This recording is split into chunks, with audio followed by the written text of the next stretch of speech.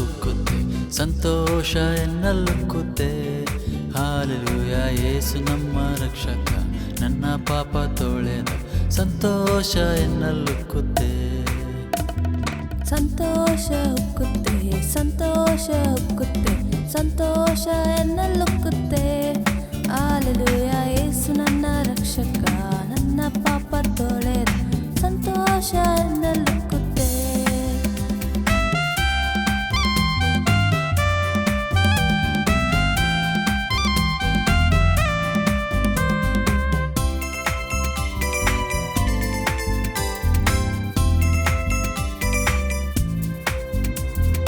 ದಾರಿ ತಪ್ಪಿ ನಾ ನಡೆದೆ, ಆದ್ರೆ ದಾರಿಯಲ್ಲಿ ನಾ ನಡೆದೆ.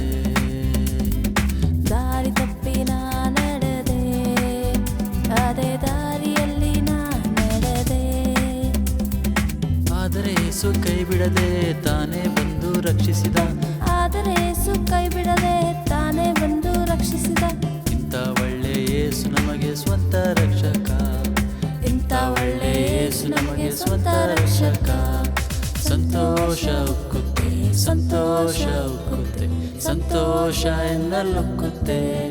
ಹಾಲೆಲೂಯ, ಯೇಸು ನಮ್ಮ ರಕ್ಷಕ, ನಮ್ಮ ಪಾಪ ತೊಳೆದ, ಸಂತೋಷ ಎನ್ನಲುಕ್ಕುತ್ತೆ.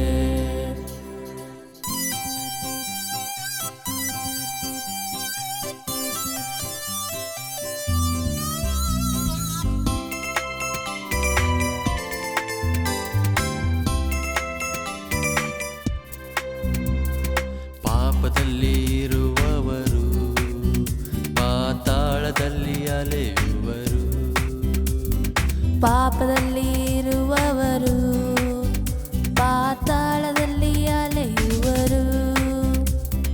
ನಾನು ಪರಲೋಕದಲ್ಲಿ ಹೊಸ ಹಾಡು ಹಾಡುವೆ, ನಾನು ಪರಲೋಕದಲ್ಲಿ ಹೊಸ ಹಾಡು ಹಾಡುವೆ.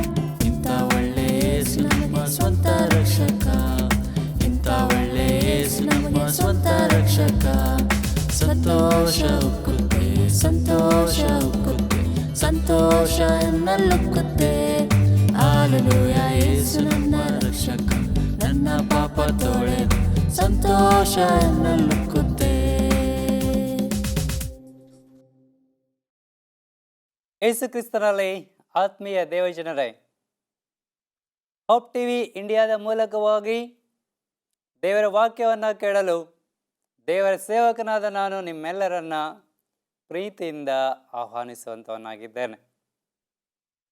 ಲೆಕ್ಕಾಚಾರ ತಲೆ ಕೆಳಗಾದಾಗ, ಲೆಕ್ಕಾಚಾರ ತಲೆ ಕೆಳಗಾದಾಗ ಎಂಬ ಶಿರೋನಾಮೆಯ ಅಡಿಯಲ್ಲಿ ಈ ದಿನದ ಎಪಿಸೋಡ್ ಯಾರ ಹೆಸರ ಮೇಲಿದೆ? ಹಾಗಾದರೆ ಅವರ ಲೆಕ್ಕಾಚಾರ ಏನಾಗಿತ್ತು? ಅದರ ಮೂಲಕವಾಗಿ ನಾವು ಕಲಿತುಕೊಳ್ಳಬೇಕಾದಂತಹ ಪಾಠಗಳೇನು? ಈ ಅಂಶಗಳನ್ನು ಸ್ಪಷ್ಟವಾಗಿ ಸತ್ಯವೇದದ ಮೂಲಕವಾಗಿ ಧ್ಯಾನ ಮಾಡೋದಕ್ಕೆ ನಿಮ್ಮೆಲ್ಲರನ್ನ ಇನ್ನೊಂದು ಆವರ್ತಿ ಸ್ವಾಗತಿಸುತ್ತಾ, ತಲೆಗಳನ್ನು ಬಾಗಿಸಿ ಕಣ್ಣುಗಳನ್ನು ಮುಚ್ಚಿ ದೇವರಾತ್ಮನ ಸಹಾಯಕ್ಕಾಗಿ ಬೇಡಿಕೊಳ್ಳೋಣ, ಪ್ರಾರ್ಥಿಸುವ. ನಮ್ಮ ಪರಲೋಕದ ತಂದೆಯೇ, ಈ ದಿನದಲ್ಲಿ ನಿನ್ನ ವಾಕ್ಯವನ್ನು ಕೇಳಲು ನಮ್ಮನ್ನು ಬರಮಾಡಿದ್ದಕ್ಕಾಗಿ ಸ್ತೋತ್ರ. ನಿನ್ನ ವಾಕ್ಯದ ಮೂಲಕವಾಗಿ ನಮ್ಮ ಸಂಗಡ ಮಾತನಾಡು. ಯೇಸು ಕ್ರಿಸ್ತನ ಹೆಸರಿನಲ್ಲಿ ಪ್ರಾರ್ಥಿಸುತ್ತೇವೆ ತಂದೆಯೇ, ಆಮೆನ್. ಕ್ರಿಸ್ತನಲ್ಲಿ ಆತ್ಮೀಯ ದೇವಜನರೇ, ಕಳೆದ ಎಪಿಸೋಡಲ್ಲಿ, ಹಿಂದಿನ ಸಂದೇಶದಲ್ಲಿ ಆದಾಮ ಮತ್ತು ಹವ್ವಳರ ವಿಚಾರವಾಗಿ ಕಲಿತುಕೊಳ್ಳುತ್ತಾ, ಹವ್ವಳು ಹೇಗೆ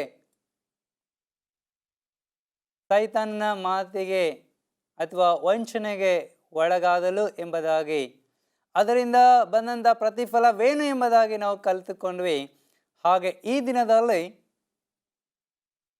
ನಮ್ಮ ಸತ್ಯವೇದವನ್ನು ಯೆಹೋಶುವನ ಪುಸ್ತಕ 6ನೇ ಅಧ್ಯಾಯ ಮತ್ತು 7ನೇ ಅಧ್ಯಾಯಕ್ಕೆ ತಿರುಗಿಸೋಣ. ಯೆಹೋಶುವನ ಪುಸ್ತಕ 6ನೇ ಅಧ್ಯಾಯ ಮತ್ತು 7ನೇ ಅಧ್ಯಾಯ.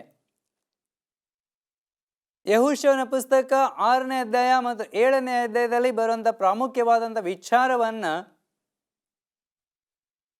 ನಾನು ನಿಮ್ಮ ಮುಂದೆ ಹೇಳೋದಕ್ಕೆ ಸಂತೋಷಿಸುತ್ತೇನೆ. ದೇವರು ಐಗುಪ್ತ ದೇಶದಿಂದ ಇಸ್ರಾಯೇಲರನ್ನ ಹಾಲು ಜೇನು ಹರಿಯುವಂತಹ ಕಾನಾನ್ ದೇಶಕ್ಕೆ ಬರಮಾಡಿದಂತಹ ಸಂಗತಿ ಬಹಳಷ್ಟು ಅದ್ಭುತವಾದಂಥದ್ದು, ಬಹಳಷ್ಟು ವಿಶಿಷ್ಟವಾದಂಥದ್ದು, ಬಹಳ ವಿಶೇಷವಾದಂತಹ ಸಂಗತಿ.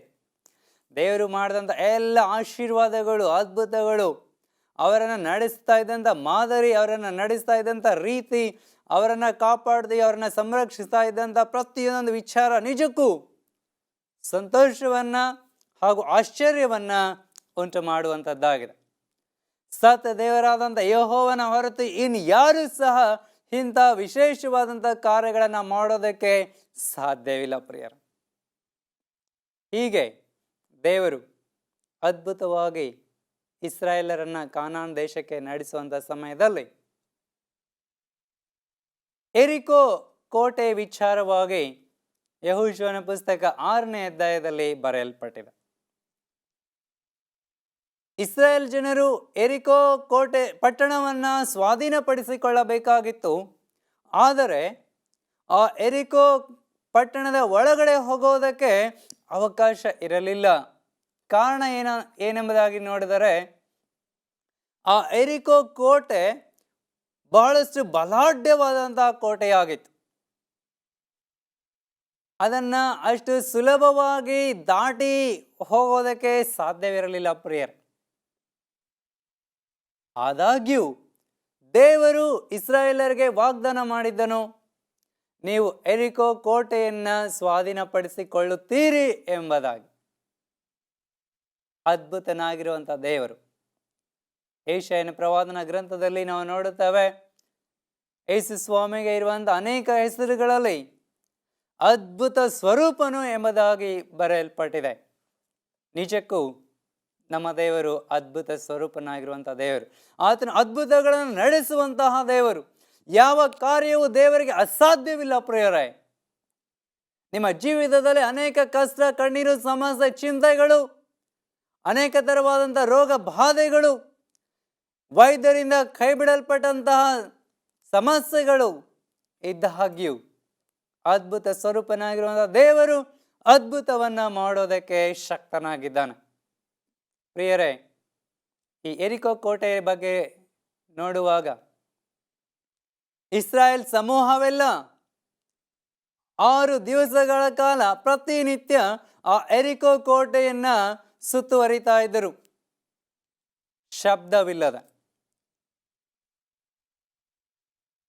ಕೊಂಬುಗಳನ್ನ ಮಾತ್ರವೇ ಊದುತ್ತಾ ಇದ್ದರು. ಆದರೆ ಸಮೂಹವೆಲ್ಲ ಮೌನವಾಗಿದ್ದು ಆ ಯೆರಿಕೋ ಕೋಟೆಯನ್ನ ಸುತ್ತುತ್ತಾ ಇತ್ತು. ಆದರೆ 7ನೇ ದಿವಸದಲ್ಲಿ 7 ಸಾರಿ ಆ ಯೆರಿಕೋ ಕೋಟೆಯನ್ನ ಅವರು ಸುತ್ತುವರಿಯುವಂತವರಾಗಿದ್ದಾರೆ. 7ನೇ ಸಾರಿ ಆ ಯೆರಿಕೋ ಕೋಟೆಯನ್ನ ಸುತ್ತುವಾಗ ದೇವರು ತನ್ನ ಜನರಿಗೆ ಆರ್ಭಟಿಸಲು ಹೇಳುವಾಗ ಆ ಜನರು ಆರ್ಭಟಿಸುವುದಕ್ಕೆ ಪ್ರಾರಂಭಿಸಿದರು. ಆರ್ಭಟಿಸೋದು ಎಂಬುದಾಗಿ ಹೇಳಿದರೆ ದೇವರಿಗೆ ಸ್ತೋತ್ರವನ್ನ, ಕೃತಜ್ಞತೆಯನ್ನ, ಮಹಿಮೆಯನ್ನ ಸಲ್ಲಿಸುವಂಥದ್ದು. ದೇವರಿಗೆ ಸ್ತುತಿಯ ಯಜ್ಞಗಳನ್ನ ಸಮರ್ಪಿಸುವಂಥದ್ದು. ಪ್ರಿಯರೇ, ಹೀಗೆ ಆ 7ನೇ ಸಾರಿ ಆರ್ಭಟಿಸುವಂಥ ಸಮಯದಲ್ಲಿ ಆ ಕೋಟೆ ತನ್ನಿಂದ ತಾನೇ ಬಿದ್ದು ಹೋಯಿತು. ಹಾಗೂ ಎಲ್ಲ ಇಸ್ರಾಯೇಲರು ನೇರವಾಗಿ ಆ ಕೋಟೆಯ ಒಳಗೆ, ಯೆರಿಕೋ ಪಟ್ಟಣದ ಒಳಗೆ ಪ್ರವೇಶಿಸಿದರು ಎಂಬುದಾಗಿ 6ನೇ ಅಧ್ಯಾಯ ಸ್ಪಷ್ಟವಾಗಿ ತಿಳಿಸುವಂಥದ್ದಾಗಿದೆ. ಆದರೆ ಇಲ್ಲಿರುವಂಥ ಒಂದು ವಿಚಾರ ಏನು ಅಂತ ಹೇಳಿದ್ರೆ, ದೇವರು ಅವರಿಗೆ ವಾಗ್ದಾನ ಮಾಡಿದ್ದನು, ನೀವು ಯೆರಿಕೋ ಪಟ್ಟಣವನ್ನು ಸ್ವಾಧೀನಪಡಿಸಿಕೊಳ್ಳಲಿಕ್ಕೆ ಹೋಗ್ತಾ ಇದ್ದೀರಿ, ಖಂಡಿತವಾಗಿಯೂ ನಾನು ಆ ಪಟ್ಟಣವನ್ನು ನಿಮಗೆ ಒದಗಿಸಿ ಕೊಡ್ತೇನೆ ಎಂಬುದಾಗಿ ಸ್ವಾಮಿ ಹೇಳಿದ್ರು. ಹಾಗೆ ಒಂದು ಕಂಡೀಷನನ್ನು ಸ್ವಾಮಿ ಅವರಿಗೆ ತಿಳಿಸಿದ್ರು. ಆ ಕಂಡೀಷನ್ ಏನೆಂಬುದಾಗಿ 6ನೇ ಅಧ್ಯಾಯ 18ನೆಯ ವಚನವನ್ನು ಓದುವಾಗ ನಮಗೆ ಸ್ಪಷ್ಟವಾಗಿ ಗೋಚರವಾಗುತ್ತೆ. ಯೆಹೋಶುವನ ಪುಸ್ತಕ 6ನೇ ಅಧ್ಯಾಯ 18ನೆಯ ವಚನ. ನೀವಾದರೂ ಯೆಹೋವನಿಗೆ ಮೀಸಲಾದ ವಸ್ತುಗಳ ವಿಷಯದಲ್ಲಿ ಜಾಗರೂಕತೆಯಿಂದಿರಬೇಕು. ನೀವು ಅವುಗಳಲ್ಲಿ ಯಾವುದನ್ನಾದರೂ ತೆಗೆದುಕೊಂಡರೆ ಇಸ್ರಾಯೇಲ್ಯರ ಪಾಳೆಯವು ಶಾಪಕ್ಕೆ ಗುರಿಯಾಗಿ ಕೆಟ್ಟಿತು.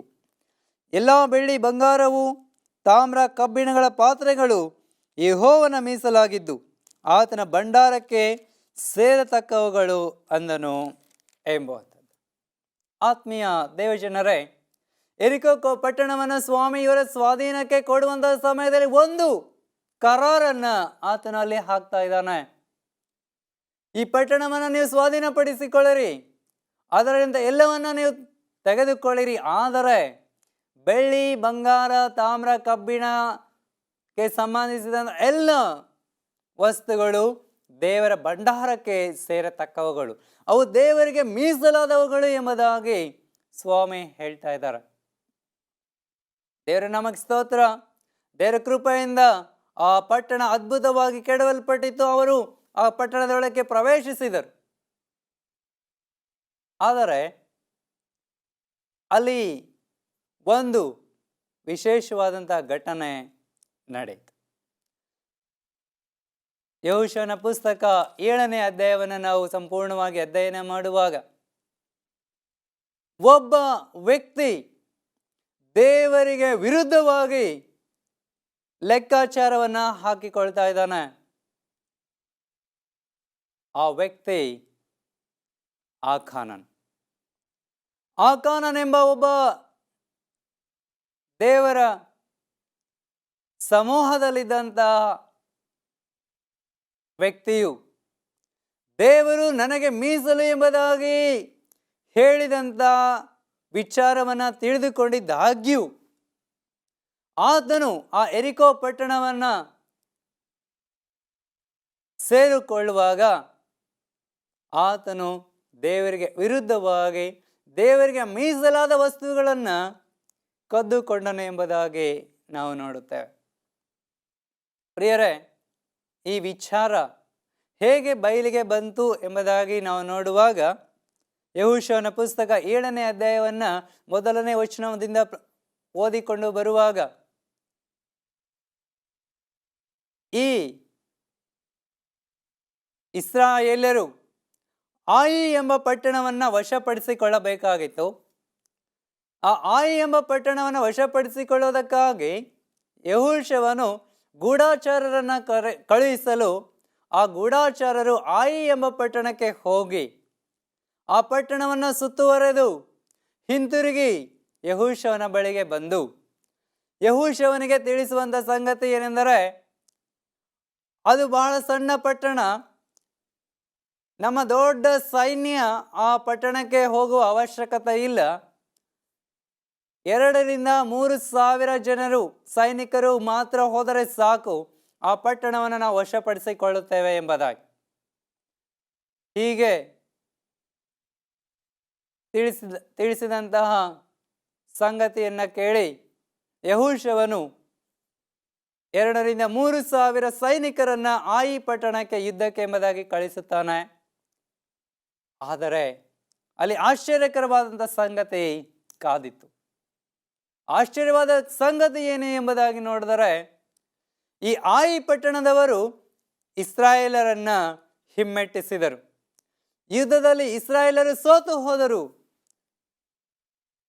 ಇಸ್ರಾಯೇಲರ 36 ಸೈನಿಕರನ್ನ ಆಯಿ ಪಟ್ಟಣದವರು ಸಂಹರಿಸಿದರು. ಪ್ರಿಯರೇ, ಹೀಗೆ ಸೋತು ಓಡಿ ಬಂದಂತಹ ಜನರು ನಡೆದ ಸಂಗತಿಯನ್ನ ಯೆಹೋಶುವನ ಮುಂದೆ ಹಾಗೂ ಹಿರಿಯರ ಮುಂದೆ ತಿಳಿಸುವಾಗ ಯೆಹೋಶುವನು ಮತ್ತು ಹಿರಿಯರು ಮಂಜೂಷ ಪೆಟ್ಟಿಗೆಯ ಮುಂದೆ ಬೋರಲ ಬಿದ್ದು ಸ್ವಾಮಿ ಹತ್ರ ಬೇಡ್ತಾ ಇದ್ದಾರೆ, ಪ್ರಾರ್ಥನೆ ಮಾಡ್ತಾ ಇದ್ದಾರೆ. ಸ್ವಾಮಿ, ಇದೇನು, ಯಾಕೆ ಹೀಗಾಗ್ತಾ ಇದೆ? ನಮ್ಮನ್ನ ಈ ಜನರ ಮುಂದೆ ಸೋಲಿಸೋದಕ್ಕಾಗಿ ಬಂದಿದ್ದೀಯೋ, ಏನು ನಿನ್ನ ಆಲೋಚನೆ ಎಂಬುದಾಗಿ ಬೇಡುವಾಗ ಸ್ವಾಮಿ ಅವರಿಗೆ ತಿಳಿಸಿದಂತಹ ಸಂಗತಿ ಯಾವುದೆಂದರೆ ಆಕಾನನ ಸಂಗತಿ. ಎದ್ದೇಳಿರಿ, ಹೀಗೆ ಬೋರಲ ಬಿದ್ದಿಕೊಂಡಿದ್ದರೆ ಪ್ರಯೋಜನವಿಲ್ಲ. ನಿಮ್ಮಲ್ಲಿ ನಡೆಯಬಾರದಂತ ಒಂದು ಸಂಗತಿ ನಡೆದಿದೆ, ಅದನ್ನು ಮೊದಲು ಪತ್ತೆ ಹಚ್ಚಿರಿ. ಅದಕ್ಕೆ ತಕ್ಕ ಶಿಕ್ಷೆ ಆಗಬೇಕು. ತದನಂತರ ನೀವು ಯುದ್ಧದಲ್ಲಿ ಜಯವನ್ನು ಹೊಂದುತ್ತೀರಿ ಎಂಬುದಾಗಿ. ಯೆಹೋಶುವನ ಪುಸ್ತಕ 7ನೇ ಅಧ್ಯಾಯ 12ನೇ ವಚನವನ್ನು ಓದುವಾಗ ದೇವರ ವಾಕ್ಯ ಬಹಳ ಸ್ಪಷ್ಟವಾಗಿ ಹೇಳುತ್ತೆ, ಆದುದರಿಂದ ಇಸ್ರಾಯೇಲರು ಶತ್ರುಗಳ ಮುಂದೆ ನಿಲ್ಲಲಾರದೆ ಅವರಿಗೆ ಬೆನ್ನು ತೋರಿಸುವರು. ಅವರು ಶಾಪಗ್ರಸ್ತರೇ. ಶಾಪಕ್ಕೆ ಕಾರಣವಾದದ್ದನ್ನು ನಿಮ್ಮ ಮಧ್ಯದಿಂದ ತೆಗೆದು ಹಾಕುವವರೆಗೆ ನಾನು ನಿಮ್ಮ ಸಂಗಡ ಬರುವುದಿಲ್ಲ ಎಂಬುದಾಗಿ ಸ್ವಾಮಿ ತಿಳಿಸುವಂಥವರಾಗಿದ್ದಾರೆ. ಪ್ರಿಯರೇ, ಶಾಪಕ್ಕೆ ಕಾರಣವಾದಂಥದ್ದು ನಮ್ಮಲ್ಲಿ ಇರುವವರೆಗೂ ನಾವು ದೇವರ ಆಶೀರ್ವಾದವನ್ನು ಹೊಂದಿಕೊಳ್ಳುವುದಕ್ಕೆ ಸಾಧ್ಯವಿಲ್ಲ. ಹಾಗಾದರೆ ಆ ಶಾಪಕ್ಕೆ ಕಾರಣವಾದಂಥದ್ದು ಈ ಇಸ್ರಾಯೇಲರಲ್ಲಿ ಏನಾಗಿತ್ತು ಎಂಬುದಾಗಿ ನಾವು ನೋಡುವಾಗ, ಈ ಆಕಾನನೆಂಬಂತ ಈ ವ್ಯಕ್ತಿ ದೇವರಿಗೆ ಮೀಸಲಾದ ವಸ್ತುಗಳಲ್ಲಿ ಕೆಲವನ್ನು ಕದ್ದುಕೊಂಡಿದ್ದನು. ಪ್ರಿಯ, ಆತನು ಕದ್ದುಕೊಂಡಂತ ವಸ್ತುಗಳು ಏನಾಗಿತ್ತು ಎಂಬುದಾಗಿ ನಾವು ನೋಡುವಾಗ ಯೆಹೋಶುವನ ಪುಸ್ತಕ 7ನೇ ಅಧ್ಯಾಯ 20 ಮತ್ತು 21ನೇ ವಚನ. ಯೆಹೋಶುವನ ಪುಸ್ತಕ 7ನೇ ಅಧ್ಯಾಯ 20-21ನೇ ವಚನದಲ್ಲಿ ಈ ರೀತಿಯಾಗಿ ಹೇಳುತ್ತೆ, ಕೊಳ್ಳೆಯಲ್ಲಿ ಶಿನಾರ್ ದೇಶದ ಒಂದು ಉತ್ತಮವಾದ ನಿಲುವಂಗಿಯನ್ನು, 200 ರೂಪಾಯಿ ತೂಕದ ಬೆಳ್ಳಿಯನ್ನು, 50 ರೂಪಾಯಿ ತೂಕದ ಬಂಗಾರದ ಗಟ್ಟಿಯನ್ನು ಕಂಡು ಅದನ್ನು ಆಶೆಯಿಂದ ತೆಗೆದುಕೊಂಡೆನು ಎಂಬುದಾಗಿ. ಆಕಾನನು ದೇವರಿಗೆ ಮೀಸಲಾದ ವಸ್ತು ಎಂಬುದಾಗಿ ದೇವರು ಸಂಬೋಧಿಸಿ ಹೇಳಿದಾಗ್ಯೂ ಆತನು ಅದರಲ್ಲಿ ಸ್ವಲ್ಪ ಭಾಗವನ್ನು ಆತನು ಕದ್ದುಕೊಂಡಿದ್ದನು. ಪ್ರಿಯ, ಬೆಳ್ಳಿ ಬಂಗಾರ ಯೆಹೋವನ ಭಂಡಾರಕ್ಕೆ ಸೇರಬೇಕಾಗಿತ್ತು, ಆದರೆ ಅದನ್ನು ಆಕಾನನು ಕದ್ದುಕೊಂಡಿದ್ದನು. ಪರಿಣಾಮವಾಗಿ ಆ ಯುದ್ಧದಲ್ಲಿ ಇಸ್ರಾಯೇಲರಿಗೆ ಸೋಲುಂಟಾಯಿತು. ಆತ್ಮೀಯ ದೇವಜನರೇ, ದೇವರು ತನಗೆ ಮೀಸಲು ಎಂಬುದಾಗಿ ಹೇಳಿರುವಂಥದ್ದನ್ನು ನೀವು ಕದ್ದುಕೊಳ್ಳೋದಕ್ಕೆ ನಮಗೆ ಅಧಿಕಾರವಿಲ್ಲ. ದೇವರು ಈ ಕದ್ದುಕೊಳ್ಳುವಂಥದ್ದನ್ನು ಬಹಳಷ್ಟು ಗಂಭೀರವಾಗಿ ತೆಗೆದುಕೊಳ್ಳುವಂಥವರಾಗಿದ್ದಾರೆ. ಹಾಗಾದರೆ ದೇವರಿಗೆ ಮೀಸಲಾದದ್ದು ಯಾವುದು? ಸತ್ಯವೇದದಲ್ಲಿ ಯಾವ್ಯಾವ ವಿಚಾರಗಳು ದೇವರಿಗೆ ಮೀಸಲಾದದ್ದು ಎಂಬುದಾಗಿ ನಾವು ನೋಡುವಾಗ, ಸ್ವಾಮಿ ಸಬ್ಬತ್ ದಿನದ ವಿಚಾರವಾಗಿ ತಿಳಿಸುತ್ತಾ ಸಬ್ಬತ್ತು ನನ್ನ ದಿನ ಎಂಬುದಾಗಿ ಹೇಳುವಂಥವರಾಗಿದ್ದಾರೆ. ಸಬ್ಬತ್ ದಿನವು ಮನುಷ್ಯರಿಗೋಸ್ಕರ ಉಂಟಾಗಿದೆ ಹೊರತು ಮನುಷ್ಯನು ಸಬ್ಬತ್ತಿಗೋಸ್ಕರ ಉಂಟಾಗಲಿಲ್ಲ ಎಂಬುದಾಗಿ ಸ್ವಾಮಿ ಹೇಳುವಂಥವರಾಗಿದ್ದಾರೆ. ಯೆಹೆಜ್ಕೇಲನ ಪ್ರವಾದನಾ ಗ್ರಂಥ 20ನೇ ವಚನದಲ್ಲಿ ಓದುವಾಗ, ನಾನು ನೇಮಿಸಿದ ಸಬ್ಬತ್ ದಿನಗಳನ್ನು ನನ್ನ ದಿನಗಳೆಂದು ಆಚರಿಸಿರಿ ಎಂಬುದಾಗಿ ಸ್ವಾಮಿ ಹೇಳ್ತಾ ಇದ್ದಾರೆ. ನನ್ನ ದಿನ ಎಂಬುದಾಗಿ ಸ್ವಾಮಿ ಅದನ್ನು ತನಗೆ ಮೀಸಲು ಎಂಬುದಾಗಿ ಹೇಳಿಕೊಳ್ಳುವಂಥವರಾಗಿದ್ದಾರೆ. ಪ್ರಿಯರೇ, ಆ ಸಬ್ಬತ್ತು 7ನೇ ದಿನದ ಆ ಸಬ್ಬತ್ತನ್ನು ದೇವರು ತನ್ನದು ಎಂಬುದಾಗಿ ಮೀಸಲಾಗಿ ಇಟ್ಟುಕೊಂಡಿದ್ದಾರೆ. ಹೀಗೆ ತನ್ನದು ಎಂಬುದಾಗಿ ಹೇಳಿಕೊಂಡ ಸಬ್ಬತ್ ದಿನವನ್ನು ಅಲಕ್ಷ್ಯ ಮಾಡುವಂಥದ್ದಾಗಲಿ, ಆಲಸ್ಯತನದಿಂದ ವರ್ತಿಸುವಂಥದ್ದಾಗಲಿ, ನಮ್ಮ ಸ್ವಂತ ಕಾರ್ಯಗಳಲ್ಲಿ ತೊಡಗುವಂಥದ್ದಾಗಲಿ, ಸ್ವೇಚ್ಛೆಯಾಗಿ ನಡೆಯುವಂಥದ್ದಾಗಲಿ ದೇವರಿಗೆ ಇಷ್ಟವಿಲ್ಲ. ಪ್ರಿಯರು, ಸಬ್ಬತ್ ದಿನವನ್ನು ಪವಿತ್ರವಾದದ್ದೆಂಬುದಾಗಿ ಜ್ಞಾಪಕದಲ್ಲಿ ಇಟ್ಟುಕೊಳ್ಳಿರಿ, ಅದನ್ನು ಆಚರಿಸುವುದಕ್ಕೆ ಮರೆಯಬೇಡಿರಿ ಎಂಬುದಾಗಿ 10 ಆಜ್ಞೆಗಳಲ್ಲಿ 4ನೆಯ ಆಜ್ಞೆ ಸ್ಪಷ್ಟವಾಗಿ ತಿಳಿಸುವಂಥದ್ದಾಗಿದೆ. ಸಬ್ಬತ್ತು ದೇವರಿಗೆ ಮೀಸಲಾದಂತಹ ದಿನ. ಹಾಗೆಯೇ ಮಲಾಕಿನ ಪುಸ್ತಕ 3ನೇ ಅಧ್ಯಾಯ 10ನೇ ವಚನದಲ್ಲಿ ನೋಡುವಾಗ ದಶಮಾಂಶ ಯಾವತ್ತೂ ಭಂಡಾರಕ್ಕೆ ತೆಗೆದುಕೊಂಡು ಬನ್ನಿರಿ ಎಂಬುದಾಗಿ ಸ್ವಾಮಿ ಹೇಳುವಂಥವರಾಗಿದ್ದಾರೆ. ನಿಮ್ಮ ಆದಾಯದಲ್ಲಿ 10ನೇ 1 ಪಾಲು ದೇವರಿಗೆ ಮೀಸಲಾದದ್ದು ಎಂಬುದಾಗಿ ಸ್ವಾಮಿ ತಿಳಿಸುವಂಥವರಾಗಿದ್ದಾರೆ. ಆತ್ಮೀಯ ದೇವಜನರೇ, ಸಬ್ಬತ್ತು ದೇವರಿಗೆ ಮೀಸಲಾದದ್ದು, ದಶಮ ಭಾಗ ದೇವರಿಗೆ ಮೀಸಲಾದದ್ದು. ಇಂದು ಎಷ್ಟೋ ಜನರು ತಮ್ಮ ಜೀವಿತದಲ್ಲಿ ಸಂತೋಷವನ್ನ, ಸಮಾಧಾನವನ್ನ, ಸಂತೃಪ್ತಿಯನ್ನ ಕಾಣದೆ ತಾವು ದುಡಿಯುತ್ತಾ ಇದ್ದಾರೆ. ಆದರೆ ಬರುವಂತಹ ಆದಾಯದಲ್ಲಿ ಅವರಿಗೆ ತೃಪ್ತಿ ಇಲ್ಲ. ಕೈ ತುಂಬ ಸಾಕಷ್ಟು ಸಂಬಳವನ್ನು ತೆಗೆದುಕೊಳ್ತಾ ಇದ್ದರೂ ಇಂದು ಅನೇಕ ಕ್ರೈಸ್ತರ ಕುಟುಂಬದಲ್ಲಿ ಸಮಾಧಾನವಿಲ್ಲ, ಸಂತೋಷ ಇಲ್ಲ, ನೆಮ್ಮದಿ ಇಲ್ಲ. ದುಡಿತಾ ಇದ್ದಂಥ ಹಣ ಅವರ ಅವಶ್ಯಕತೆಗಳನ್ನು ಈಡೇರಿಸೋದಕ್ಕೆ ಸಾಕಾಗ್ತಾ ಇಲ್ಲ. ಏನು ಕಾರಣ ಇರಬಹುದು ಎಂಬುದಾಗಿ ಆಲೋಚಿಸೋದಾದರೆ, ಪ್ರಿಯರೇ, ದಶಮ ಭಾಗ ದೇವರಿಗೆ ಸೇರಬೇಕಾದಂಥದ್ದು, ಇದು ದೇವರಿಗೆ ಮೀಸಲಾದಂಥದ್ದು.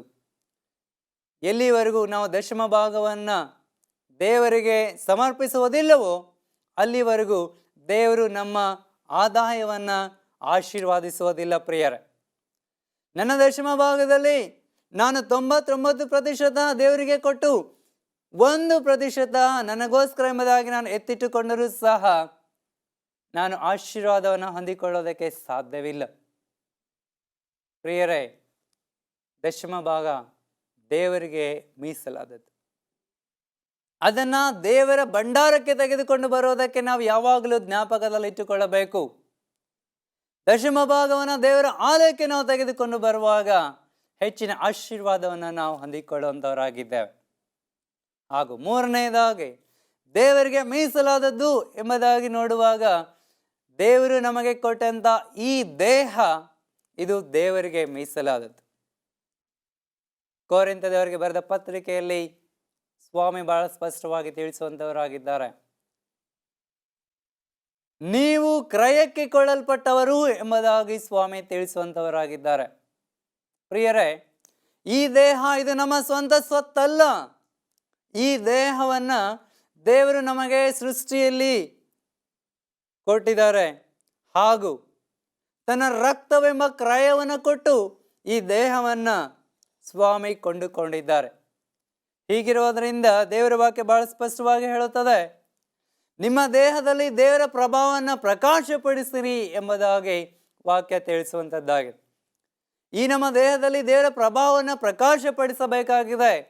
ಅಂದರೆ ನಮ್ಮ ದೇಹದಲ್ಲಿ ನಮ್ಮ ಮನಸ್ಸಿಗೆ ಬಂದಂಥ ಆಲೋಚನೆಗಳ ಪ್ರಕಾರ ಇದನ್ನು ನಾವು ಉಪಯೋಗಿಸದೆ ದೇವರ ಚಿತ್ತಕ್ಕೆ ಅನುಸಾರವಾಗಿ ನಾವು ಈ ದೇಹವನ್ನು ಉಪಯೋಗಿಸಬೇಕಾಗಿದೆ. ಪ್ರಿಯರೇ, ತಿನ್ನುವಂಥ ವಿಷಯದಲ್ಲಾಗಲಿ, ಕುಡಿಯುವಂಥ ವಿಚಾರದಲ್ಲಾಗಲಿ, ತೊಟ್ಟುಕೊಳ್ಳುವಂಥ ವಿಚಾರದಲ್ಲಾಗಲಿ, ಯಾವ ವಿಷಯದಲ್ಲಿಯೂ ಸಹ ನಮ್ಮ ಮನಸ್ಸಿಗೆ ಬಂದ ಹಾಗೆ ನಾವು ಈ ದೇಹವನ್ನು ಉಪಯೋಗಿಸೋದಕ್ಕೆ ನಮಗೆ ಅಧಿಕಾರ ಇಲ್ಲ. ಯಾಕೆ ಎಂಬುದಾಗಿ ನೋಡಿದರೆ, ಈ ದೇಹ ದೇವರಿಗೆ ಮೀಸಲಾದದ್ದು. ಯೇಸು ಸ್ವಾಮಿ ತನ್ನ ರಕ್ತವೆಂಬ ಕ್ರಯವನ್ನು ಕೊಟ್ಟು ನಮ್ಮನ್ನು ಕೊಂಡುಕೊಂಡಿದ್ದಾರೆ. ಪ್ರಿಯರೇ, ಹೀಗಿರೋದ್ರಿಂದ ತಿಂದು ಕುಡಿಯುವಂಥ ವಿಚಾರಗಳಲ್ಲಿ ನಾವು ಎಚ್ಚರವಾಗಿರಬೇಕಾಗಿದೆ. ದಶಮ ಭಾಗವನ್ನು ದೇವರಿಗೆ ಸಮರ್ಪಿಸುವಂಥ ವಿಚಾರದಲ್ಲಿ ನಾವು ಎಚ್ಚರವಾಗಿರಬೇಕಾಗಿದೆ. ಸಬ್ಬತ್ ದಿನವನ್ನು ದೇವರ ದಿನವೆಂದು ಆಚರಿಸುವಂಥ ವಿಷಯದಲ್ಲಿ ನಾವು ಎಚ್ಚರವಾಗಿರಬೇಕಾಗಿದೆ. ಪ್ರಿಯರೇ, ಆಕಾನನ ವಿಚಾರಕ್ಕೆ ಬರುವಾಗ ಆತನು ತನ್ನ ಮನಸ್ಸಿನಲ್ಲಿ ಲೆಕ್ಕಾಚಾರ ಹಾಕಿಕೊಂಡನು, ನಾನು ಸ್ವಲ್ಪ ಭಾಗವನ್ನು ಕದ್ದುಕೊಂಡರೆ ಯಾರು ನೋಡ್ತಾ ಇಲ್ಲ, ಇದು ಯಾರಿಗೆ ಗೊತ್ತಾಗೋದಿಲ್ಲ ಎಂಬುದಾಗಿ ಆತನು ಲೆಕ್ಕಾಚಾರವನ್ನು ಹಾಕಿಕೊಂಡು ಅದನ್ನು ಕದ್ದುಕೊಂಡನು. ನಾವು ಸಹ ನಮ್ಮ ಮನಸ್ಸಿನಲ್ಲಿ ಒಂದು ವೇಳೆ ದೇವರಿಗೆ ನೇಮಕವಾದಂಥ, ದೇವರಿಗೆ ಮೀಸಲಾದಂಥ ಈ ಸಂಗತಿಗಳ ವಿಚಾರದಲ್ಲಿ ಲೆಕ್ಕಾಚಾರ ಹಾಕಿಕೊಂಡು ದೇವರು ಹೇಗೂ ಕ್ಷಮಿಸ್ತಾರೆ, ದೇವರು ಇದನ್ನು ಅಷ್ಟೊಂದು ಗಂಭೀರವಾಗಿ ತೆಗೆದುಕೊಳ್ಳೋದಿಲ್ಲ ಎಂಬುದಾಗಿ ನಾವು ಆಲೋಚಿಸೋದಾದರೆ ಪ್ರಿಯರೇ, ನಮ್ಮ ಆಲೋಚನೆ ತಪ್ಪಾಗಿದೆ. ತಪ್ಪಾದಂಥ ಈ ಆಲೋಚನೆಯನ್ನು ನಾವು ಬಿಟ್ಟು ದೇವರ ಬಳಿಗೆ ಹಿಂತಿರುಗಬೇಕಾಗಿದೆ. ಆಕಾನನು ದೇವರಿಗೆ ಮೀಸಲಾದದ್ದನ್ನು ಕದ್ದುಕೊಂಡನು. ಆಜ್ಞೆಗಳಲ್ಲಿ ಒಂದು ಆಜ್ಞೆ ಕದಿಯಬಾರದು, ಇನ್ನೊಂದು ಆಜ್ಞೆ ಹೇಳುತ್ತೆ ನಿನ್ನ ನೆರೆಯವನದನ್ನು ಆಶಿಸಬಾರದು. ಆಕಾನನು ದೇವರದನ್ನು ಆಶಿಸಿದನು ಪ್ರಿಯರೇ.